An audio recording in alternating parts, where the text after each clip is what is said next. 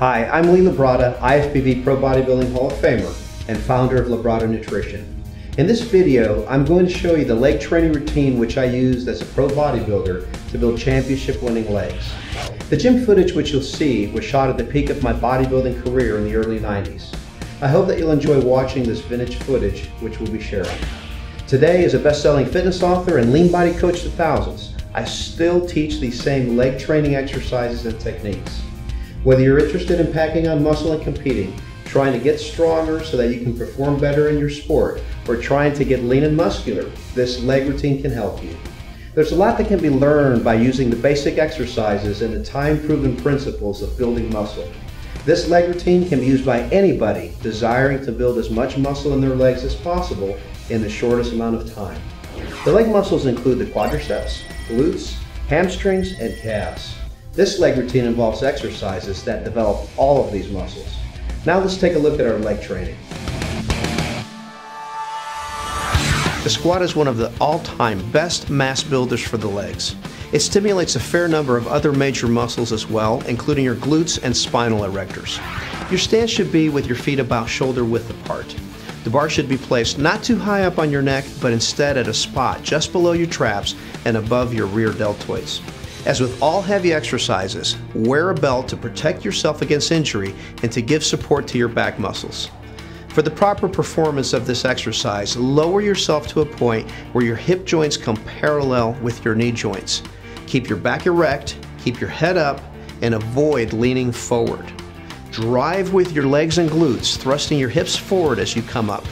We'll do 5 sets here, working our way up to the heaviest and final set of 6 to 8 repetitions.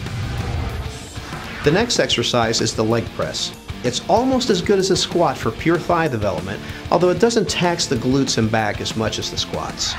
Because of the amount of back support afforded by leg presses, you can use relatively large weights safely.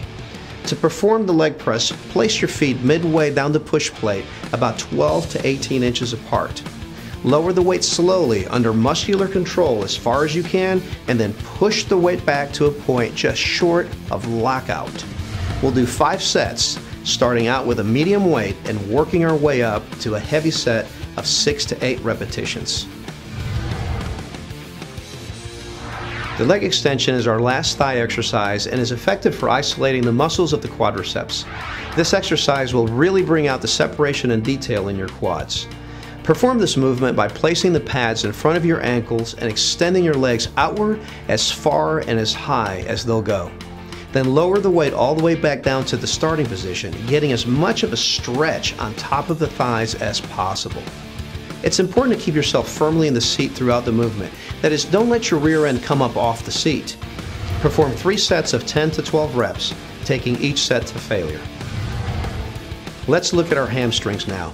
The leg curl is one of the most effective exercises for developing your hamstrings. The pads should be placed right above your heels. Holding yourself in place on the bench, curl the weight upwards. Don't allow your rear to lift off the bench. Some people find it helpful to arch their back slightly.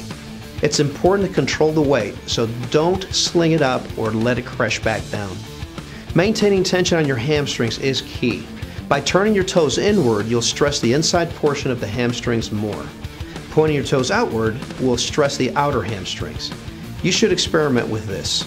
Let's perform 6 sets of 10 to 12 repetitions, taking each set to failure. Now that we've finished hamstrings, it's on to calves.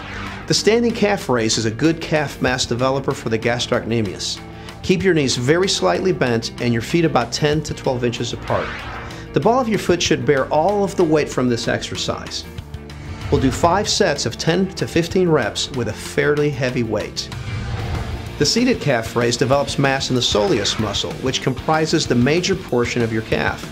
This exercise is performed in the seated position because the soleus is only activated completely when your knee is fully bent. The pads should fit comfortably across the top of your knees. We'll do 5 sets of 15 to 20 reps in the seated calf raise. It's important to stretch completely at the bottom and contract forcefully at the top of both movements. A common mistake is bouncing the weight up and down with little contraction of the calves or placing your feet too far forward. You have to go all the way up and all the way down on the ball of your foot for complete development. so there's your Lee Labrada leg routine. I hope that you've enjoyed this video and that you'll like me on my Labrada Nutrition Facebook page. Also, visit Labrada.com for more free instructional videos and articles. I'm Lee Labrada, your lean body coach.